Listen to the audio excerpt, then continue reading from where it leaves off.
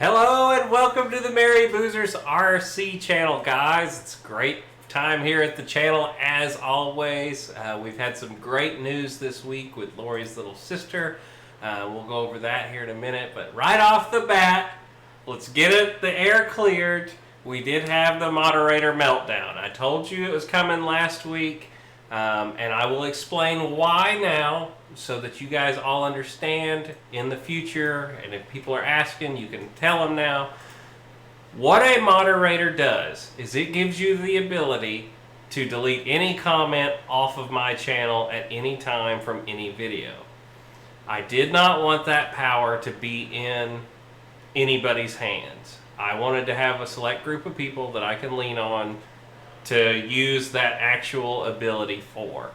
So I have 15 moderators, and that's it for now. Not to say in the future I can't have more, but as we've gotten larger, we have had some issues with trolls, and I didn't want to accidentally give a troll the ability to go and wipe out the Merry Boozers channel. I've spent way too much time and energy working on this to have something like a person that's mad at me for some reason to go in and delete everything we've worked so hard to make. So that is why we took away the moderators from most people. Dennis Farley, RC Air Marshal, thank you guys, GB Linden. There's a select group of people that I trust, and I have their direct phone numbers, and if something happens in the chat, I want to know why it happened and what it happened for. So this is the reason that we've done this, and it's not because we don't enjoy being around all of you, and it's not because we're trying to play favoritism, none of that. I'm trying to use the moderator as a moderator now.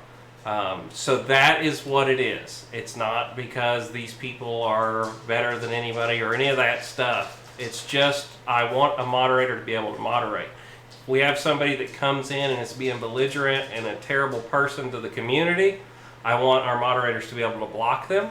And then after the show, I want to hear why it happened. So that's what's going on with the wrenches. So I hope that clears everything up.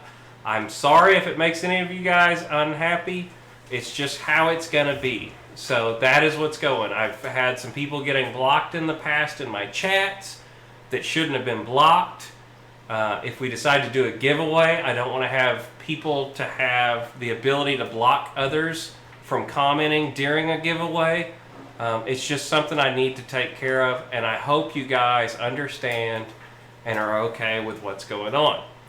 So, with that being said, if anybody else comes in later in the show and wants to know what's going on, please answer them, because I am not going to take away from our guests tonight in order to go back and answer that. Thank you guys for understanding that's what's going on. So, let's get on to some more happy news. Lori's little sister this week, as some of you knew, was on a transplant list for a very, very long time now. Over, what, 5 years, right, Lori? Well, she's been on the list for about, I think, a year and a half or 2 years. So she's been on the transplant list for about a year and a half to 2 years, but she's needed a kidney for over 5, if I remember correctly. She's been on dialysis for over 5. Dialysis, the whole deal, guys. And she hasn't been able to drink soda pops or all the normal things that a kid gets to do, eat ice cream.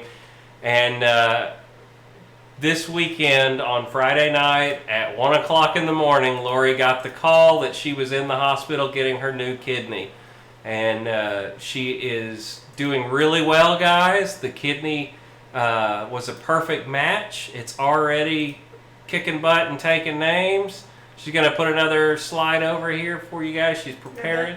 Those pictures are her before the Those surgery. pictures are before the surgery as she was getting ready, and the little dolls she's holding, Lori actually made those for her. Those are her kidney dolls. And then something funny actually happened during the surgery. The doctors let the dolls go back with her. Oh. And the dolls got a kidney transplant too. That's their those little band-aids on them. That's what those are. And I thought that was super I didn't cool. know about that part. So there you go. The dolls got kidneys too. So yeah, anyway, she's had her surgery, guys. She's doing really well. And I love getting to share this with you guys. I've had so many of you reach out to us throughout the weekend and asking how she's doing and supporting us very well. So I'm really happy about that, and I'm happy that she did that. And she's going to be coming to see Disney World for the first time in the near future once we can get through all this COVID stuff. So she was actually a Make-A-Wish recipient, and her wish was to go to Disney World. So she's going to be coming to visit us and going to Disney. So it's going to be a lot of fun getting her here. So, guys, like I said, blessed times here at the Merry Boozers channel. We try and share the love with everybody, and let's get into our guest this week.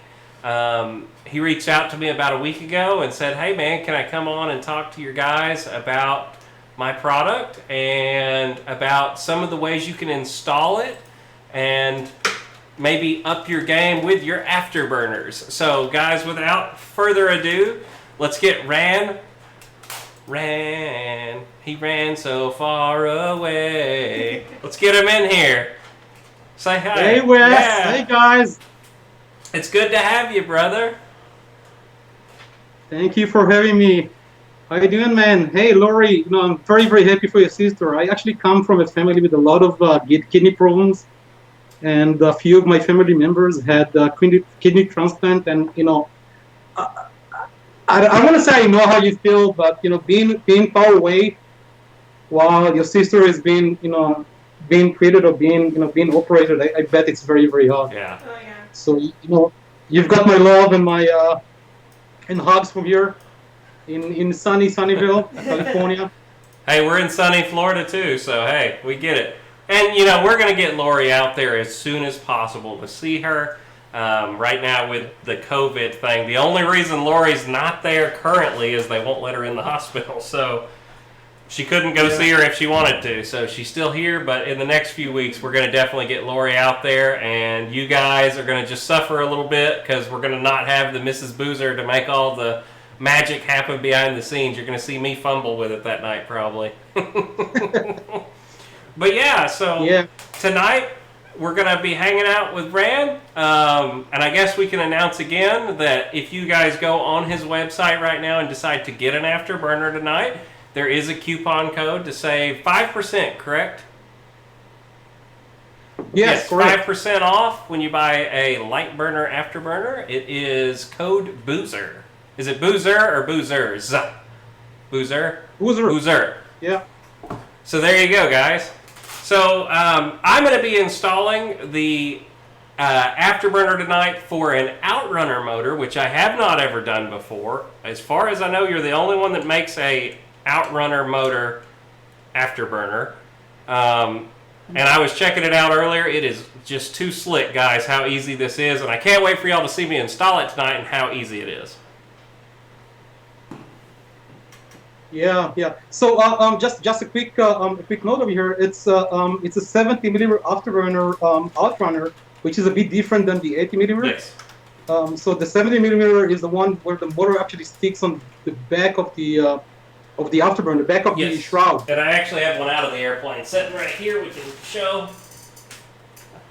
Lori, can you put Top Shot right now on my side? Oh, hang on. Lori didn't get it set up in time. Here we go. There you go. So as you're explaining, they can see it. Yeah, that's the one. There you go. So now you can explain it to them, and they can actually see what you're talking about. Yeah, so as you can see, the motor actually sticks on the back of the shroud, sticking out, which makes it very, very difficult to design an Afterburner adapter for this type of a fan. So the adapter I designed is actually quite different from all the other ones because it slides over the motor and attaches itself to the back, to the bottom part of the motor, where there is a curve over there, or a chamfer. Slot. Yeah, and it actually sits over there and locked on that. Right, and this slides over, guys, and clicks into that, which you'll see in a second when I get into the one that's actually going in the airplane. This is out of a crashed one, so I'm not going to slide it on and click it. Because, man, I did that a minute ago, and when this clicks on there, it is on there.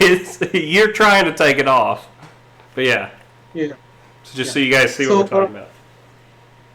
I have, by the way, here 64 millimeter FMS fan, which is, by the way, a product announcement on my end. It's a new design that just came up to the market, and it's the same type of design. Let me show you. It actually slides on the back of the motor. It sits over there, and it locks himself to the bottom of the motor, and that's it. This is how easy it is to install that. Right. I mean, it snaps on. Yeah. So guys that want one for, what is that, for the A10, I believe that's the 64 millimeter fans right now, and others to come more than likely.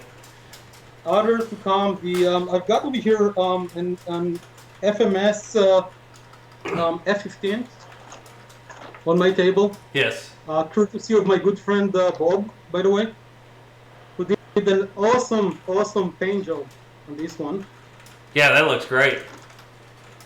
And I have the E-Flight version of that airplane. Just gonna light it up so you will see. Yeah. Oh yeah, it's glowing. It's a burning. They look great. I love them in an airplane, especially when they just start to kick on and they get that little bit of a flicker to them. They really look neat. Fantastic. So yeah, I have the E-Flight version of that airplane. Would it also fit the E-Flight motor? Absolutely. So the FMS motors are actually the same motors as the E-Flight. Okay. E-Flight buys most of their EDF product from FMS. Right, and that's what I was wondering, if that was going to fit the E-Flight motor also. And I have an E-Flight. This is out of the E-Flight Viper, the one that's hanging up there, which is the same motor as the F-16, and we have the Afterburner sitting here on the table for that. It literally just slides over, guys.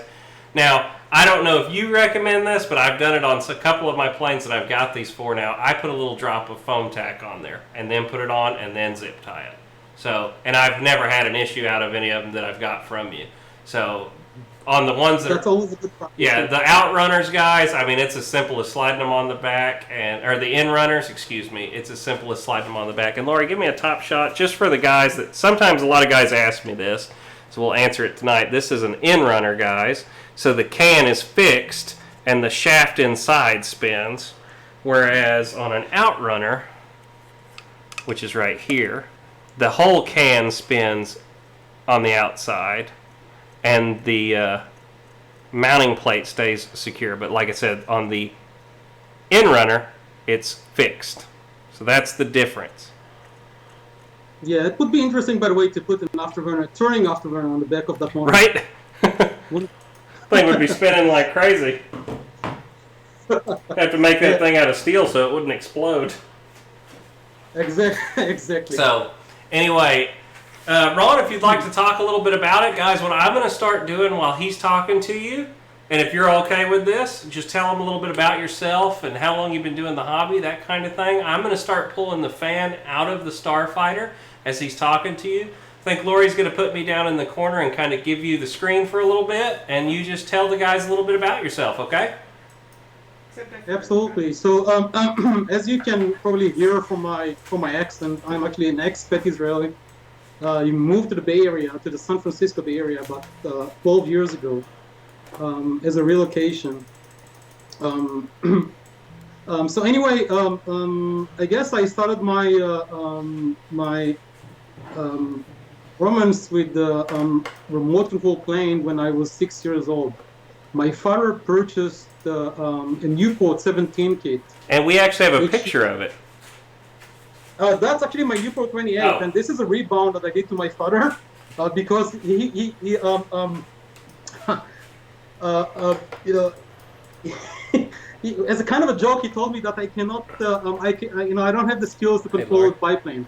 Just put me up in the top. So I did that despite to show him that, hey, you know what, I can do that.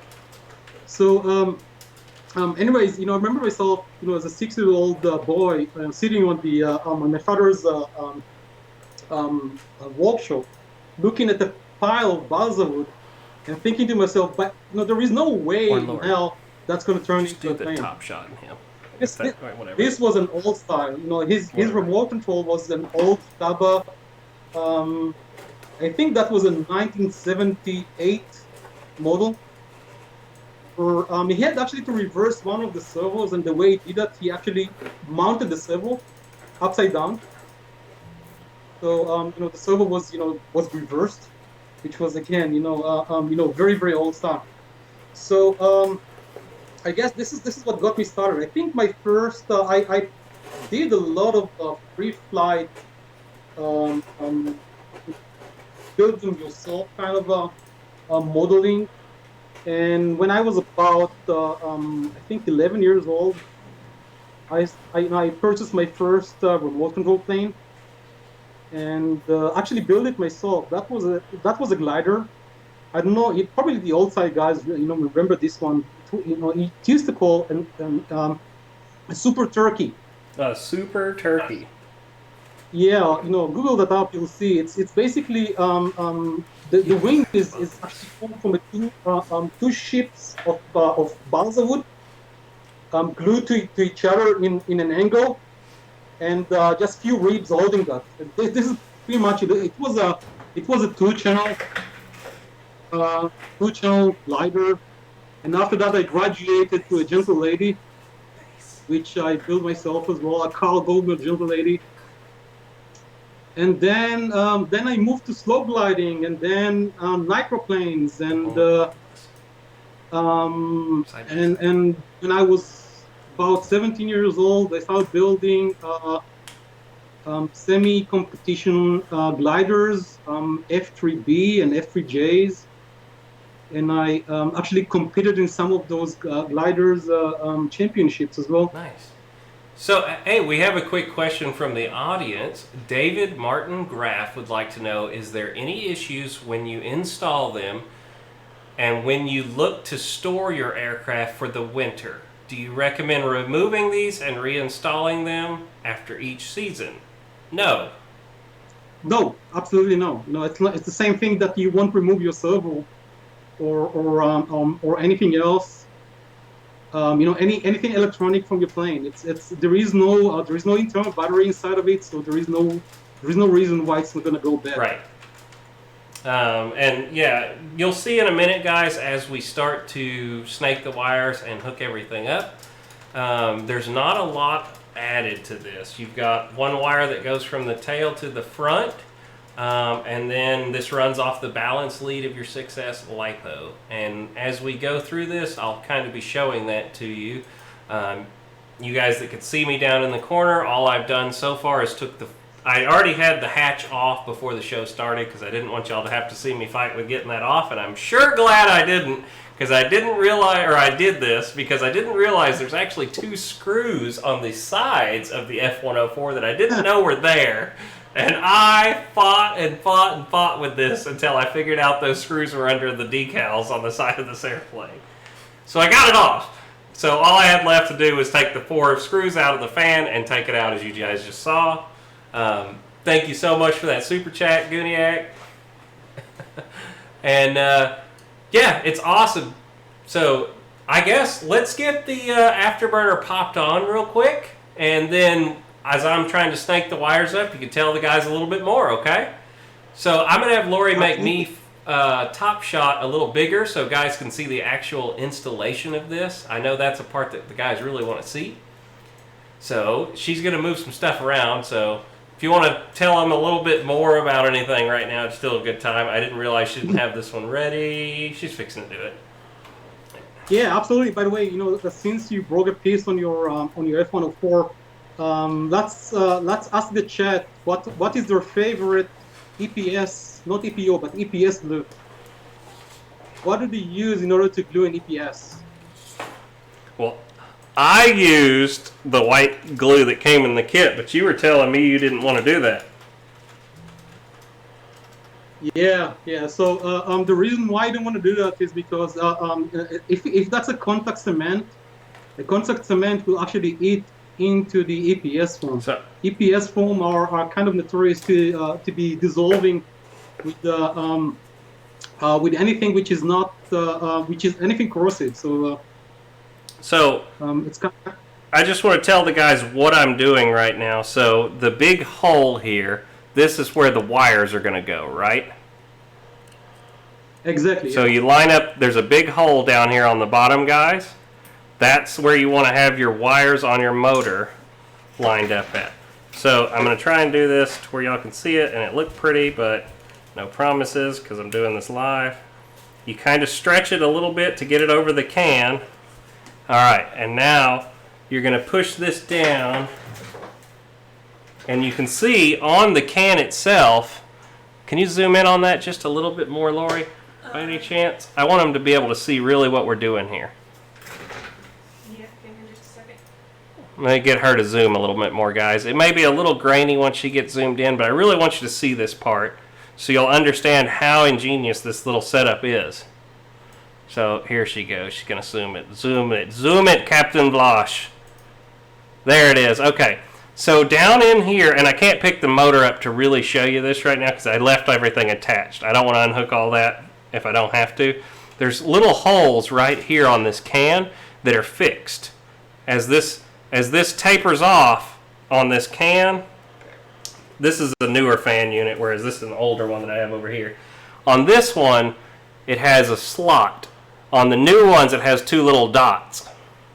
And he's got two little dots printed into this that actually are going to click into that. So I'm going to slide this down now, and it's going to pop in. Did you hear it actually click right down?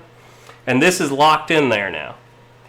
You can't turn it, you can't lock it, but I can spin the motor freely and it doesn't hit anything. See that motor spinning in there? And it's not hitting the case at all. I really wanted y'all to see that. It actually snaps. You get an affirmative click when this thing goes in. And that's attached now. And to get it off is difficult. Very difficult. But it is doable. So that's it, guys. And now we need to put our... there's a channel cut out in this, which I don't know if you can see it right now. Let me see if I can pick the airplane up and show you this. There is actually a little channel right there where a zip tie goes inside of, and we're going to wrap that zip tie around it. So there you go. And you can see, if I spin the motor, you can see it spins inside of this. So that's how that works. That clips in real easy. So now, we're going to do our zip tie part. Let me get the airplane sitting back to level. You got anything to add right now? Am I doing a good job? Terrible?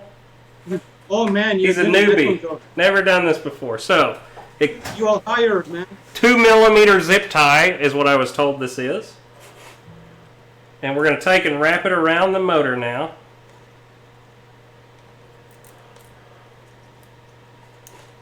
And we're going to try and get it as tight as I can, right? Yeah, you don't have to overwork yourself on the zip tie because it actually snaps into the grooves at the bottom of the motor. Yep. The zip tie is actually there to hold it. It's just there to make sure it doesn't come loose is all this is there for.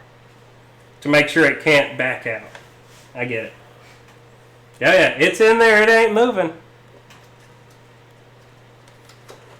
It ain't moving. Let me get a pair of snips to cut that zip tie off with. I want my good ones, and I'm going to cut this off down right at the motor, guys, and make sure that I don't lose that piece of zip tie down in my airplane. Well, it's just going to shoot me in the face. And that was as easy as that was. That thing's on there. It's not coming off. It's tight. So now we've got to sneak all our wires. What I may do is wrap this in here and put a new zip tie in here. So this is originally zip tied here with one zip tie. I think I'm going to take and put a new one on here. Let me grab one real quick. I wasn't ready for it. Let me grab another one of these micro zip ties here. I got some little bitty things. And I'm going to take my wires now, and I'm going to take my Afterburner wire and come up here and meet where all my other wires are. Correct? I got the man himself here. This is the best way to do this. Yeah. I recommend all of you get your own professional installer to tell you how to do this. Yeah, call Leslie. Yeah. Hey Wesley, one thing you probably want to note is that the wires on the Afterburner are actually silicon wires. So even if they're wrapped on the zip tie, they won't break apart. Nice. So now I've just got to take and snake all this back in there. Well, actually, I should probably take and go on and snake my other wire up to the front of the airplane first before I do all that. So this is the hardest part of this whole install right here, is getting this wire from here to the front. So I need to plan it out just a hair here and look at where it comes out at. And this isn't the most beautiful thing to ever look at, guys. Me trying to do this. Okay, it'll come right up to the front through that hole right there. So I'm going to get me, if you haven't ever bought a free wing kit, most of them, or flight line, come with one of these. A go get 'em wire. Highly recommend one of these. If you ever get one, do not throw this away. Makes your life so much easier for a lot of this stuff. So what I'm going to do is go in from the front, and Lori, if you want to zoom back out, or are we out? Oh, we're not out. Zoom back out so they can actually see me fumble with everything. The guys love that so much. So I'm going to take my wire from the front of the airplane, and I'm going to get this to the back, hook in my wire, and then I'm going to pull it out to the front. So I'm going to try and do it to where you can actually see what I'm doing, but no promises right now. It's difficult. It might even be better for a front shot right now until I get this up off the table again. So, here we go. Getting my wire from the front to the back, which it is now. There it is. So my wire just came back to here. Now I'm going to take this guy right here, and I'm going to hook it in there if I can, not hit my head on the camera. Whoops. Did I mute it when I hit it? Nope. Okay. Working on a live show is always so difficult. But it's so much fun, man. It is. I agree. I always enjoy it. I know the guys enjoy it. So I'm going to take that, and I'm going to take and loop that in there. And just because I don't want that to slip out, we'll give it a shot. What the heck. So I'm going to hold a little bit of pressure on it and pull that up to the front of the airplane. And there it is. It's hanging out. So now the easy part. Put it all back in here. So on the F-104, that goes like that. So here's the important thing though. While you're putting all this stuff back in the airplane, make sure you don't pinch any wires. Make sure all your wires are out of the fan, because if you get a wire in the fan, it's not going to be a fun day at the field. And what am I hanging on? This is the most challenging part of the whole thing right here. Getting everything to go back in nicely and not pinch. Kind of snuggly with her. Yep, you just got to make sure nothing gets pinched, nothing gets cut. I'm still kidding on something, so I got to check. These wires actually go over on the other side of the motor, I believe. And they do. And now it went right in there. So, get all these wires back up. Pretty. Is this nothing but head shots right now? Nope, your front view. Oh. Oh, by the way, I got some good news today. My field is reopening tomorrow. A lot of guys' fields are reopening, I heard, which is great. Yeah. There it is. I'm so pumped up. I haven't flown probably for 2 months now. There it is. You want to show them that again? So on the F-104, this is the ESC. There is no mount. It just kind of sits here. So what I'm going to do, since I've already got it open, I'm going to go on and take, there was a zip tie point here on the F-104, and I'm going to go on and put another zip tie for the new Lightburner wire, because we just don't want any chance that that wire can come back and get sucked into this. You never want anything to go in there. So I'm going to take, the plane's open, zip ties are cheap. This is a good time to make sure all my wires can't get trapped ever, guys. And I highly recommend, if you're opening your plane up and you see loose wires in front of an EDF unit, fix it. Because that is just asking for a problem. if you were to suck something up into that motor. It'll look really cool when the smoke comes flying out of it for a few seconds until it hits the ground. Yeah, an onboard smoke system. That's right. Onboard smoke system. I had few of these. Let's see. They look great for 10 seconds. Right? And a zipped, don't use tape. Another thing I'd recommend is don't use tape to put your wires in here. Tape comes off, goes into the motor, could tear something up. A zip tie is not going to break off. Or if it does, you'll hit the ground really hard. Already in front of it. So, I've got all my wires all pretty. I need to put all my screws back in. And our install is almost already completed. If I can aim. There it is. So, Ran, how long have you been making Afterburners? Oh man, so I actually started about 2 years ago when I had an idea about taking an automotive lighting element and just putting in the back of the motor. I've looked at the other solutions in the market. They were either very expensive or very dim. They didn't really made any any cool effects. So I wanted to come up with something that would be simple to install and easy to make. So that was about 2 years ago, and I showed it to a few of my field buddies when I started making them, and they were actually started making those for myself. And they were extremely excited. I got excellent reviews from my friends at the field, and that rolled into kind of a very, very tiny, very, very small, and very non-profit business, to be honest. Right. And I'm just making sure there was no wires that were in the motor that I couldn't see while I was putting it in right then, guys. That's all I was looking at. It's very crucial that there's no wires in that motor. I'm telling you right now. Yeah, I think you can't emphasize enough on that. So, it's all good. I guess I'll make sure it lights up before I actually put the cover back on. Yeah, I could only imagine the first time you took one of these out to the field and a guy saw that and was just blown away with what it looked like.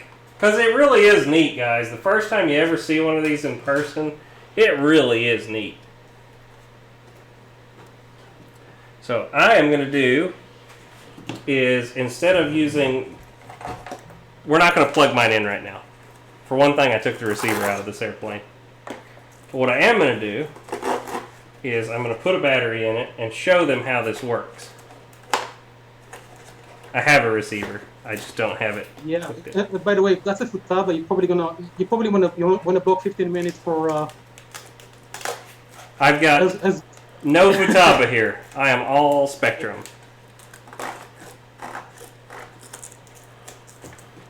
So, alright. So, you got it all together over there? Yep. So, up here in the front, and I guess we'll show them how the control unit works now. If you'll give me another top shot, Lori, we'll show us how to hook up the controller. So, we have our wire all the way up into the front now. We're going to take our, this is a JST, correct? Yeah, I believe that's what that's called. JSTRC. Yep. Yeah, it's called JSTRC, and this is actually a battery plug. Yep. And that plugs in there. And then, after you've plugged your JST in, you have one servo wire. This is going to be wide off of your throttle channel. Right. And then you have a balance lead right here. So, yeah, we're going to pretend for now that this is my receiver. I'm going to plug my servo tester in, just for the sake of not having to run this thing across the table, guys. Signal, black, hot. Alright. I'm going to use this little 1300 milliamp pack as pretending this is my receiver, is all I'm doing. This is going to power my receiver right now. Just bear with me, guys. So technically that would be your throttle channel on your receiver. This is after you've plugged in your airplane, and this is on. Right. So, just so guys understand what I'm trying to do here. Now, we're going to take the balance lead of our airplane, so that the airplane's plugged in and ready to go right now. we're going to plug in this to our balance lead on our 6S pack. And it's solid. And I don't have it in auto. There we go, manual. And there it is. Okay. So let's show them right here from the back, our front view, Lori, because I can't pick it up and show this, but there it is. Comes on and looking beautiful. Now, you can imagine that I'd have this hooked up to the throttle channel instead of my servo tester, but I wouldn't be able to sit here and talk to you right now because this thing would be screaming for me to show you that. But yeah, there it is. It glows. It goes out. So one thing, Wesley, on my controller, I actually have a regulator that takes the 25 volts of the battery and then convert that into 12 volts. I'm not using just partial, just few cells out of the battery, which actually puts an uneven load of the battery. It takes the full 6S to convert that into 12 volts for the Afterburner light. Dude, guys, look at that. Isn't that awesome? This is a plane that had to have one of these, right? Look at that. And that is blinding if you're actually here. And the F-104 has a silver thrust tube, so it really lights up good. So, and that leads into our next thing that you were going to tell the guys about, was preparing it. So what I'm going to do right now, if you want to tell them kind of other ways to make your Afterburners glow, I'm going to start putting the airplane back together. So, without further ado. Yeah, sure. So, let's discuss a little bit about, how do you treat the thrust tube. So, to be quite honest, most of my planes, which you can see on the back of here, I don't have the thrust tube treated in any way. I find the white foam to be reflective enough to show the Afterburner actually quite well. But when it's actually very, very bright outside, sometimes you do need to some a bit more of a reflective power from the thrust tube to show up the Afterburner quite better, or to make it glow better. So I find actually 3 different patterns that I actually find very that works actually pretty well. The first one I want to talk about is which is more suited for this pattern actually more suited for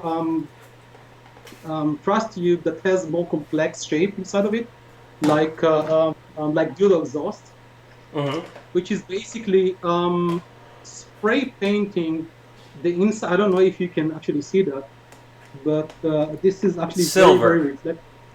Yeah, spray painting the inside of a thrust tube in silver. I have over here a sample. I really like this specific paint. It's a Rust-Oleum mirror effect. You can't really find it on your local hardware shop. I'm actually getting those online. I don't know if you can see that. Rust-Oleum mirrored effects. Yeah, I find this one to be the most reflective paint. But people have a lot of opinions about that, and they have their own opinions. So whatever works for them is fine. I really like this one, but in order to get a really, really good finish on the thrust tube, I typically prepare the thrust tube and seal the foam. So the way that I seal the foam, first of all, if the plane has already been flown, it's very important to clean the inside of the thrust tube quite well before you start treating the thrust tube, because there is a lot of there are a lot of dust and debris inside the thrust tube, especially if you fly off grass, grass or dirt. Oh, I've got a motor sitting here. We can show them in a second. It flew after the rain in the grass, and it is gross. Yeah. And I typically clean that with alcohol, just to make sure that there aren't any contamination on the foam itself. And then what I do is I use a varnish or a spray paint, a clear spray paint. Like I don't know, this is polyacrylic Minwax, which you can use. I actually prefer the Liquitex gloss varnish. I don't know if you can see that. Oh yeah, you're full screen right now, so they're seeing it.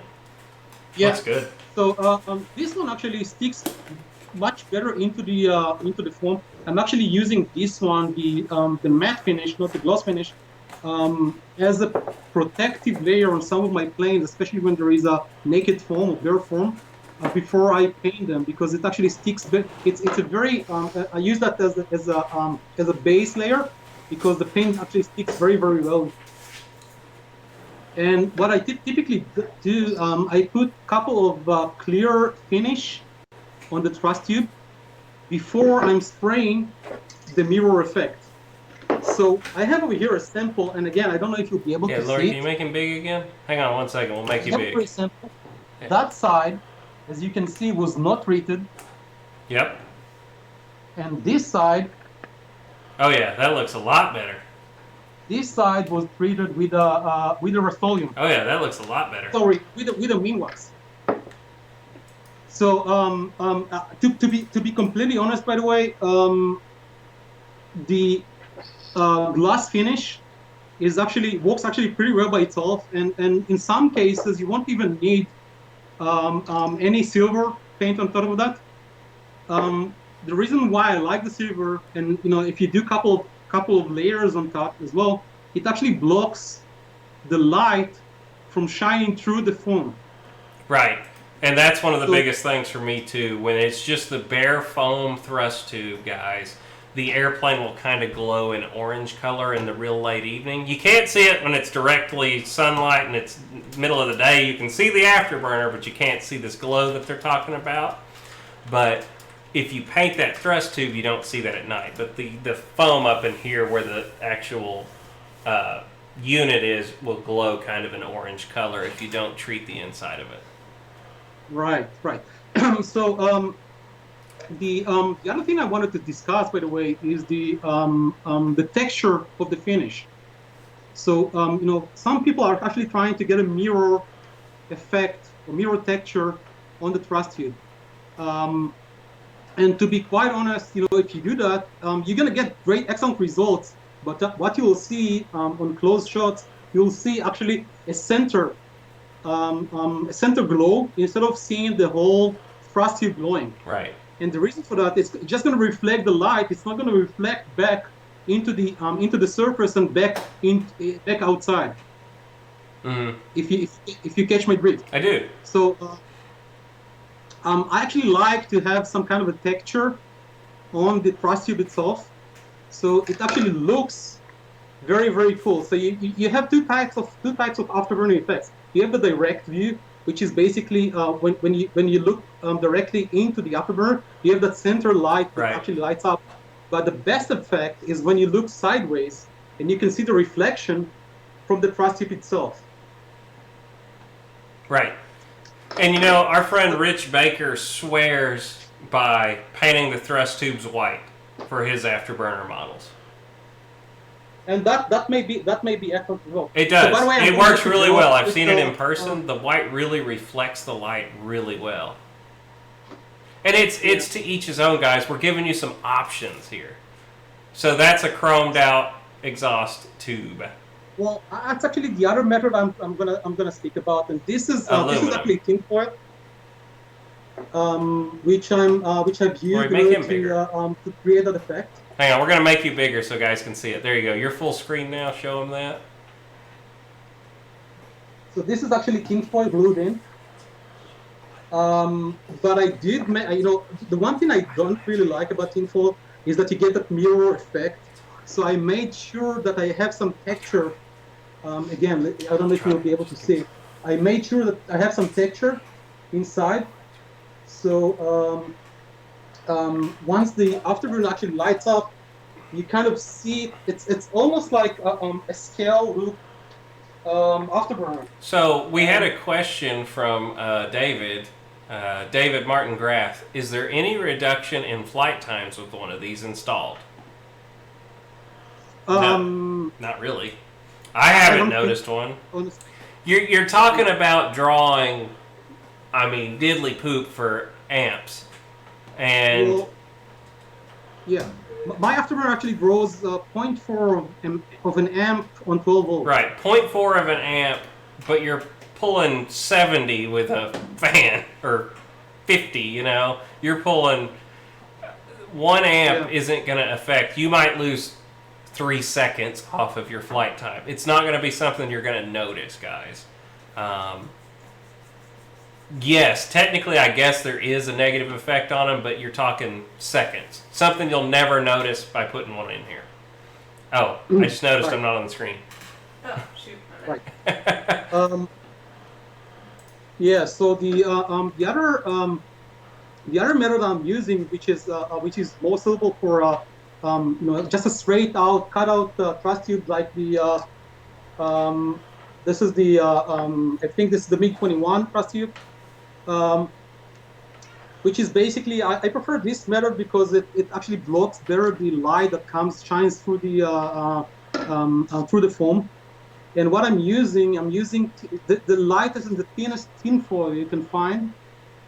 I'm cutting those into strips, and I'm using the 3M high strength 90 adhesive spray. Right.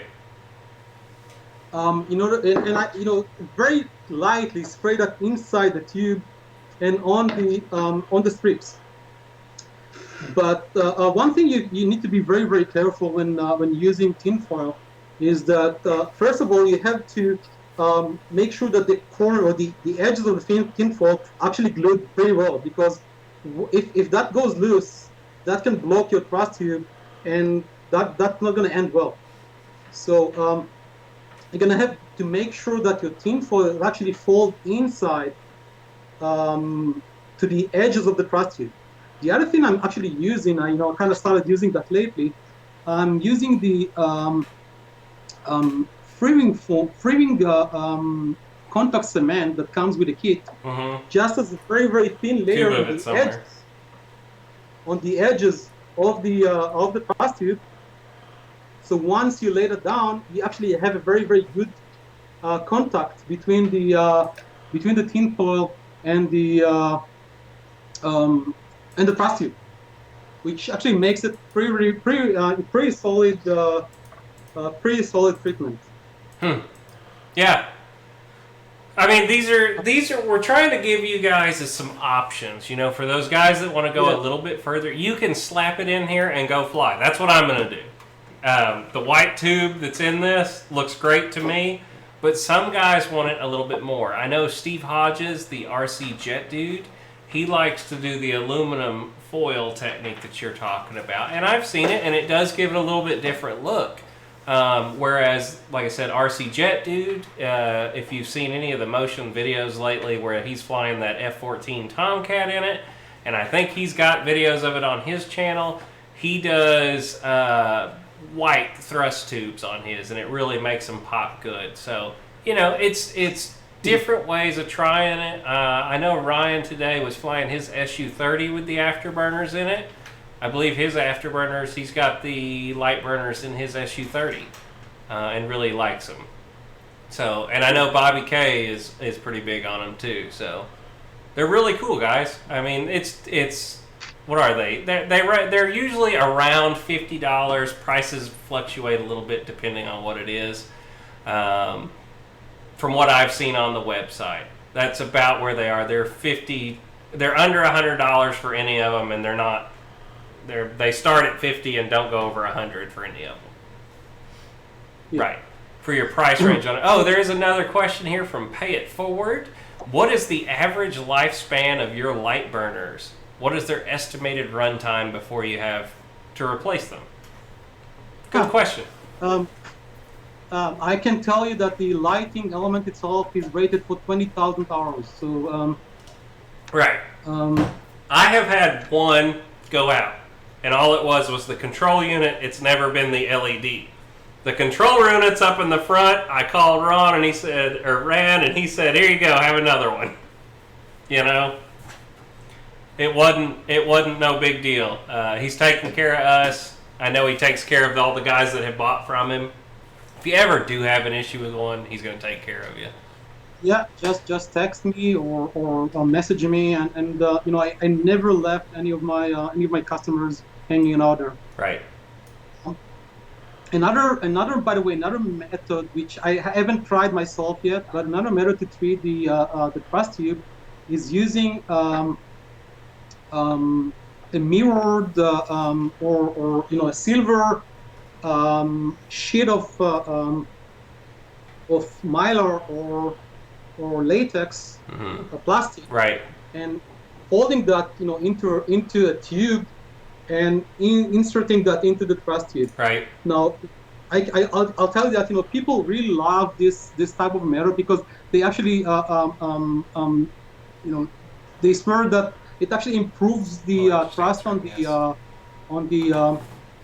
mold itself because it actually flatten the surface of the thrust. I never tried that myself because I kind of find it too much of a hassle to do. But I've seen people using that with a lot of success. You can get them clear and paint them like I did over here. You can just buy them already in a mirror finish. Right. Like I said, it's to each his own on how you want to go about your Afterburner install. It can be as simple as what I did, or if you're a guy that likes to tinker on them, you can paint it, you can install the foam. What I've seen guys do too is, and what you said is not recommended on this, but I have seen guys use the ducting foil. It's a little thicker gauge though, so it's kind of heavy. I don't know if it'd matter that much on this plane because you're talking about a gap about that big from where the motor ends on this one. The motor in the F104 is funny because it's right here. I mean, it's almost at the exhaust. Yeah. If you would have made that Afterburner a little bit longer, it'd come out the tail. It's that close. Because the Afterburner is actually sitting about right here in this model. Yeah. So it's funny. This is one of the few planes that has it that far aft. It's just kind of funny. I can't wait to see it in the air, though. Yeah, I believe the S16 has that pretty much the same location. I have one sitting over there. Actually, I'm getting ready to I have a brushless fan that I'm going to put inside of that one. So that'll be really cool. Yeah. And I've got a nice one here. Actually, I think this is for my MiG, if I remember right. So yeah, I've got the MiG Afterburner here, and then the little one goes in the SU-30. There's two of these. And then to show them, if they want to know, I actually have the SU-30 stuff sitting here. So the SU-30 uses the same kind of controller, correct? It's the same controller as all of them. But the only difference is it comes with, Lori, top shot for a second, if you don't mind. If you have one set up, hang on, here we go. All right. It has a splitter for the SU-30, so you can run two Lightburners off of the one controlling unit. Yeah. And then here it is, if you were wanting to see it. It's two of these. And this one's much, much smaller than the one we just installed. And you can see that's an automotive turn signal from what I can tell. Pretty much, yeah. It's the manufacturer I'm using actually have them modified for me to make a little bit more light. And the other thing I work with that specific manufacturer is on heat dissipation. Because when you put them inside inside a turn signal, you don't really care how much heat they generate. Right. But don't really want to put a lot of heat on the back of the motor area, especially on an in-runner, because that's gonna put a lot of load on the bearings and motor. So I had the manufacturer actually modifying the casing to make the casing as a heat sink, making sure that the heat actually goes away from the adapter. Just to show you all the controller unit too, just so you can see what it actually looks like. This actually has a flashing light on it, and when the Afterburner's active, it's solid, from what I understand and what I saw. Yeah. And you do have to go up slowly and energize it the first time, correct? Yeah. Yeah. Just go beyond the middle point, and then you'll be good. We had one of these in our F16, and we really liked it. Here's that balance lead connector, so it'll fit your 6S balance lead. Yeah, and it takes the full 6 cells. It doesn't take only 3 cells. It doesn't really take 3 cells. It actually takes the full 6 cells, so it doesn't really put an even load on your battery. Yep. Cool. What else? This is the afterburnerest afterburning show ever. You like that? You know how we were talking earlier too about dirty fans? Here we go. I got this too. You want to see a dirty fan? Oh man. I think it got some mud in it. What do you think? I think I have one, by the way, which is full of grease food. So this would have definitely been the airplane to clean that thrust tube before you painted it. Yeah, right. But it's not the worst I've ever seen. I think it was Justin Lamb at Joe Knoll a year ago. Belly landed his out in the mud, and he ended up walking over to the shower at Joe Knoll and held the airplane in the shower and let the water go through the tube. It was so full of crap, and you should have seen the mud coming out of that airplane. Because in better news, brushless motors are waterproof. All the ESCs and everything else aren't, but he washed it out, and the plane flew again. It was pretty funny. Justin is an awesome pilot. Oh yeah, he is an awesome, amazing pilot. If you guys that haven't ever seen him fly, I mean, it's amazing. Yeah, well, man, I've seen his fly. I've seen him flying his SU-30, and he's doing an excellent job. Oh, yeah. By the way, I love that SU-30. Oh yeah. It's probably it's getting into being one of my favorite jets. I don't know if you can see from the picture. I've got it actually over. You've got quite a collection there. When are you putting Afterburners in the airliner there? Yeah. Well, actually, I got a good question from a product request from one of the members. They actually wanted a glow back on the pylons. They wanted the pylon to be able to glow when they fly in the dust. Huh. I'm not gonna do that, but let's see. This is a 70 Afterburner it's the same size Afterburner that goes in the free wing that goes in the SU-30, isn't it? Well, they're a little different. No, it's the same size as the one that just installed on your F-104. I was just trying to think. I thought it was the same size as the SU-30. I was gonna say maybe I'll put these on there instead, but maybe not. I have to. Yeah. Can you not mix brands? Can you not put a free wing on a? That's a good question. Can you take the Afterburner off of a 70 millimeter E-flite and put it on a 70 millimeter free wing in runner fan? No, they don't fit. Different sizes. The E-flite or FMS is a 28 millimeter diameter, and the free wing, oddly, is 29. So you can probably force it in, but I wouldn't recommend that. Right. But if anyone wants to swap an adapter, just send me a note, and I'll send you those adapters for free. There you go. So, and it looks like they're just zip tied on, so you could take them off pretty easy. Yeah, absolutely. So the RC Air Marshal said, "What type of plastic are the Outrunner adapters made from? Will it warp in high heat like PLA, or do you use PETG or ABS to avoid the possible warping?" I use PLA, and I never had, other than one of my mirror. Yeah, actually, I think that was on my F16, and I created my own smoke trail, and my motor actually blew up. Never had any problem with melting of the adapter itself. So I use PLA. Never had any report of any of my customers. Oh, by the way, I reached a huge milestone this week. I shipped my 500th Afterburner. All right. So, you get there every day, getting a little further every day. Yeah, absolutely. That's great to hear, man. And I want all of the guys in RC to be successful. And even your competitor Guniac, I want everybody to be successful whenever it comes to this. If everybody can grow and be good, that makes me a happy guy. I think there's enough of us out there, and I if we can all grow, that's the best. So I'm so happy to hear that you're doing good and business is good for you in the Afterburner world, and I can only see it getting better for you. So absolutely, I think there is enough. First of all, everyone needs an Afterburner.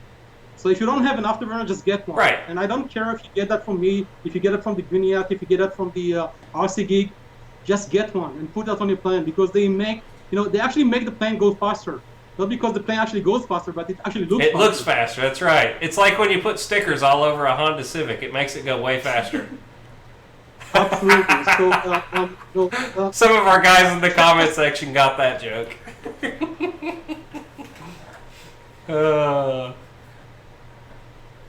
It's like making it's like putting taller springs on the back of your car. Making the car goes downhill all the way all the time. It's all about that look. It's just cool. Just put Afterburners in the planes. We're all trying to make them more reachable to everyone. In terms of price, in terms of design, in terms of what planes they'll fit into. So just put them in the planes. Mm-hmm. Get them. Right, just get them, guys. Like I said, if you'd like to get one right now, we do have that coupon code available with the Lightburner. Since he's here on the show, use that code Boozer if you decide to get one tonight from him, so he knows who sent you, and save 5% when you get it. So we'd love for you to check it out. I think these Afterburners are so cool. If you have an Outrunner motor like me and you're the older guy, this would probably be the one for you to answer that question. I don't think there's any other Afterburners on the market right now that fit the Outrunner motors. So that would be a good way to decide. Let's put it that way. But we put one, I think we put one on our F86 also. No, the F86 is an Outrunner.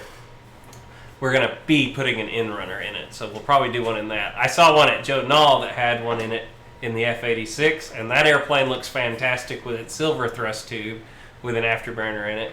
And I love these things in the evening. They look amazing in that evening where the sun's kind of going down and you can start seeing the lights all over everything. They look fantastic, so can't wait. By the way, check out my YouTube channel. I've got few early morning flights. Yeah, I didn't even know you had a YouTube channel. That's sad. I actually have one. I actually have one. Yeah. So check out my YouTube channel. It's Lightburner. Yeah. If you want to just comment down in the bottom, you can always do that. We do have links to your website also in the chat right now, guys. But yeah, the Lightburner. Check out his YouTube channel. That'd be cool. Give him a sub. So I don't have a lot of stuff in my YouTube channel. I'm actually working. I have a friend who's doing a lot of my videos right now, and he's editing those into the channel. But I do have a couple of morning flights. I have one which was basically completely darkness, and I think I flew my F4, and I actually got blinded. Seriously got blinded by the Afterburner. If you look directly into that, when it's completely dark, I like by the way the F4 on night flying, because the navigation light shows up so well that you can actually fly it when it's completely dark. But be careful if you use an Afterburner. They're bright. I would recommend disconnecting it when it's completely dark. It's just going to blind you.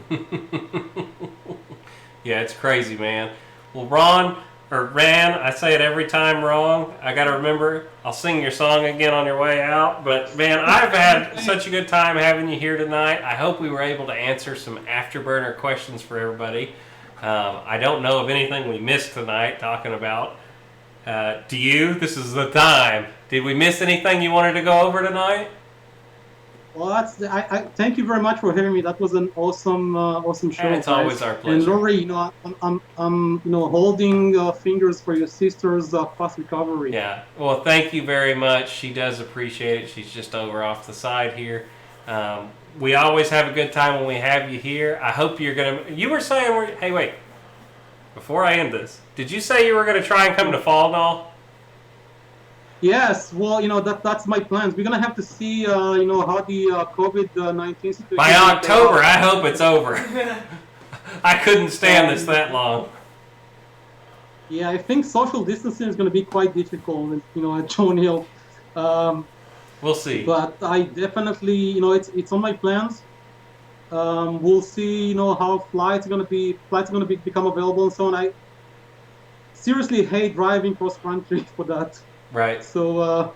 Yeah, no, you don't want to go. You don't want to go from California to Joe Knoll and not be able to be at the event.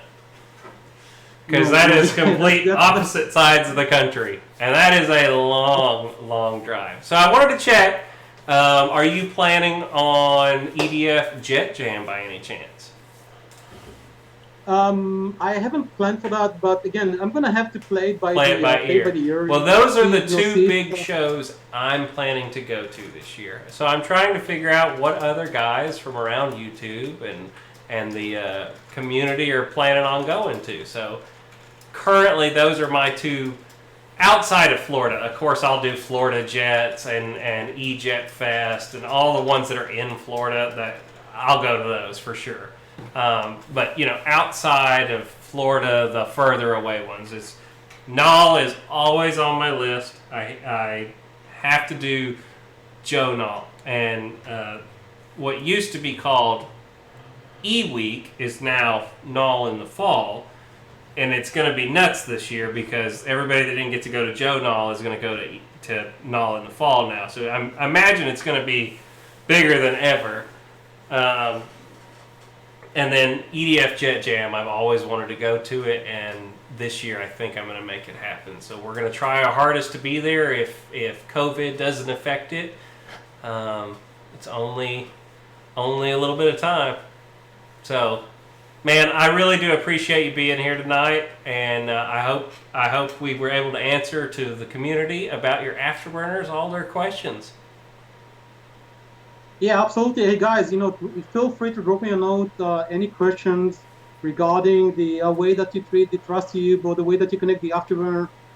Feel free to drop me a note. Yep, and he is Ran Groomer on Facebook, and if you go to the Mary Boozer Facebook page, he is very active on there, always posting pictures of his latest projects and airplanes.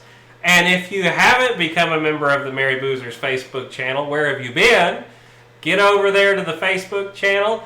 At the beginning of the shows, what I've decided to do is this week, most of the real hot posts were what you saw at the beginning of the episode this week. So if you put your airplane posts up on the Mary Boozer's channel, there's a pretty good chance that your pictures are going to end up on the show. So that's how I'm going to start doing that. It's worked out really well this week. We had tons of guys posting pictures of their customized airplanes. And so you were in the beginning of it with what I think was a Sup with Pope, maybe? Let's see. Yeah. Was it that? There it is. It's a... Yeah, my Newport 28. Yep. So, which Newport. Which you can see. There you go. It was a Newport. So there was guys with Corsairs. It was really cool getting to show their stuff, though, guys. And if you will go over there and start following that Facebook group and posting your pictures in there, you might just show up in the beginning of one of our episodes in the near future. So definitely go do that, guys. We've been having a lot of fun over there. Ran, I had a good time tonight. Brother. One thing, don't forget to like this video. That's right. Like, share, subscribe, all that good stuff. Like, share, subscribe. Again, exactly. Fly with your friends, unless you... No, you can't. Don't do that. Don't fly with your friends right now. Stream with your friends. So, man, I've had a real absolute pleasure tonight. Guys, y'all have a wonderful evening. Don't forget to check out the RC Air Marshals episode. Don't know what he's doing tomorrow, but he can tell us in the comments.